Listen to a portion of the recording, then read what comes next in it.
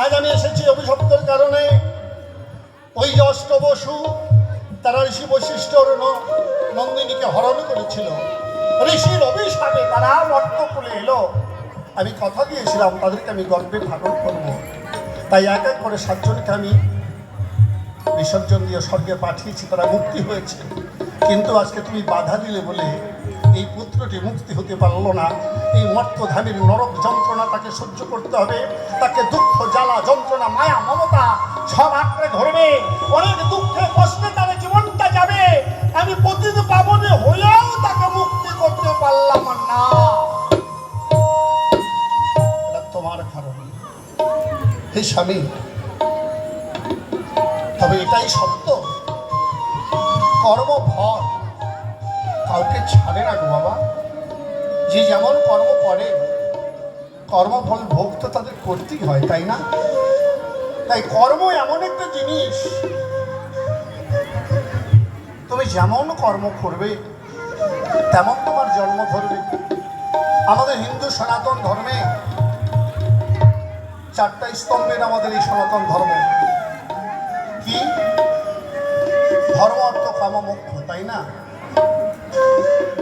ইহা ছাড়াও আর একটু গভীরে যান। গুরু, পরজন্ম আর শাস্ত্র। গুরু কেন? মায়ের 4 বাপের 4, গুরুর দেওয়া 10, 18 মোকামের দেহ খেলছে মহামারস। আমার দেহটাই হচ্ছে গুরু।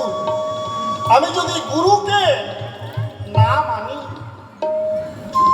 আমি যদি গুরুকে না সম্মান করি, আমি যদি গুরু না ধরি, তাহলে আমি বাবা মাকেও মানি না, সমাজে কাউকে মানি না। এই জন্য প্রথম হচ্ছে গুরু। দেহটাই তো গুরু, আদি গুরু পিতামাতা, আর পরম গুরু পরমেশ্বর, যিনি আমাকে 10টা দিলে 5টা জ্ঞানেন্দ্রিয়, 5টা কর্মেন্দ্রিয়। তারপরে গরু।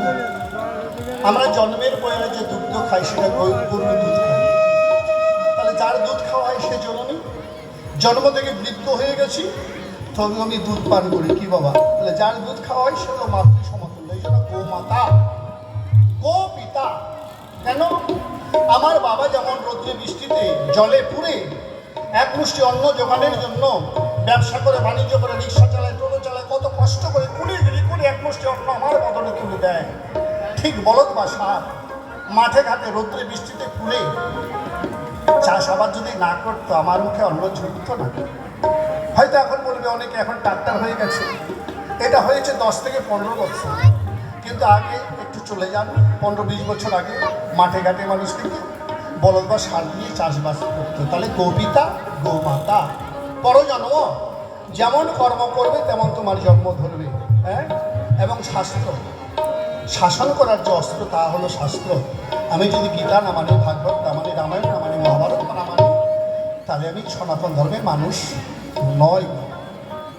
আমি যত বড়ই শিক্ষিত মানুষ হই, তাই এই 4টা স্তম্ভের আমার এই সনাতন ধর্মটা দাঁড়িয়ে আছে।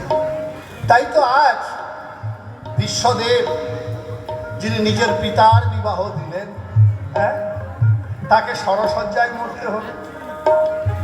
জীবনে বিবাহ করতে পারলেন না, অন্যের বিয়ে দিলেন, সন্তানাদি লালন পালন করলেন, সারা জনম পাহারা দিয়ে গেলেন, নিজের জীবনে কিছু সুখ তিনি উপভোগ করতে পারে নাই। হচ্ছে কি?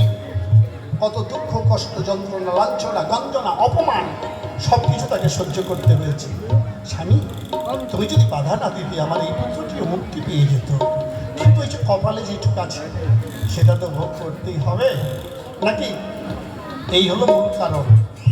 এবার তাহলে এই কারণে আমার ওই অষ্টবসু পুত্র হলো, তারা মুক্তির তরে কামনা করেছিল, তাই এক এক করে তাদেরকে 7ম পুত্রকে জলে করেছি বিসর্জন।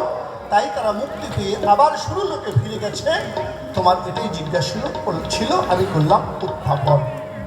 তাই তো বাবা? হ্যাঁ, এবার আমি মুক্তি পাই কিসে? একমাত্র মুক্তি বোধ আমি গঙ্গা জলে তো পবিত্র কেন? গঙ্গা জল এই জন্যই পবিত্র, গঙ্গা বিষ্ণুর চরণ ধৌত করেছিল। আবার এক শাস্ত্রে পাই, একদিন স্বর্গধামে প্রভু নারদের গান শ্রবণ করছে। হরিনাম শ্রবণ করতে করতে তার সারা অঙ্গ ঘেমে গেল। ঘামতে ঘামতে সেই ঘাম ডান পায়ের বৃদ্ধাঙ্গুল দিয়ে যখন মাটিতে পড়লো, সেখান থেকে গঙ্গার সৃষ্টি হলো।